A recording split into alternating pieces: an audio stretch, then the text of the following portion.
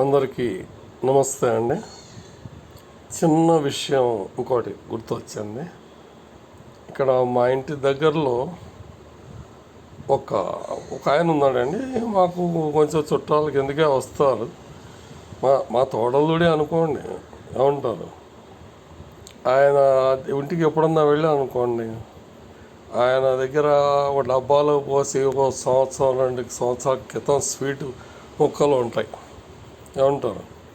ఇక నేను వెళ్ళినప్పుడు కాస్త ఏదైనా ఆయనకి మనసు పెట్టి ఒక డబ్బా తీసుకొచ్చి దాంట్లో ఒక ముక్క తీసి ఓ ముక్క నాకు పెట్టి ఓ ముక్క తను నోట్ వేసుకుంటాడు.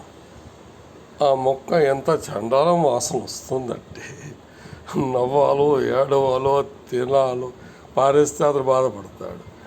ఏదో కళ్ళు మూసుకొని ఇక అదే తినేసి బయటకు వచ్చిన వాళ్ళంతా నీళ్ళు పొక్కలు ఇచ్చి ఉమ్మేస్తాం, కానీ ఆ వాసన పోదు.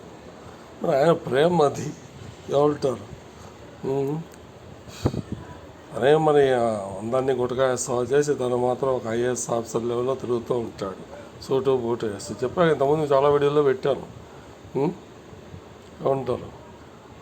ఎప్పటి నుంచో మురిగిపోయిన స్వీట్లు పారేయాలి అవతల అట్టి పెడతాడు. అట్టి పెట్టి ఇంటికెళ్ళి ఒక మొక్క మూర్తి తీసుకో, సంతోషం తెస్తున్నాను ముక్క పెట్టి తన మొక్కను ఒట్టేసుకుంటాడు. అది చేస్తే చండాలం, కంపు, వాసన భరించడం.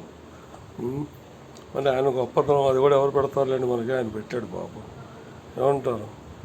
నమస్తే అండి అంటాను ఎప్పుడైనా కనిపిస్తే. ఈ మధ్య అది కూడా అంటాను, ఎందుకంటే ఆయన ప్రవర్తన బాగాలేదు. నోటికి వచ్చిన మాట్లాడేస్తూ ఉంటాడు. చిన్న మనకి చుట్టాలు గిట్టాలు అది ఉండదు ఆయనకి. ఆయన మహా గొప్ప మనిషి. ఓకే అండి, నమస్తే, థ్యాంక్ యూ.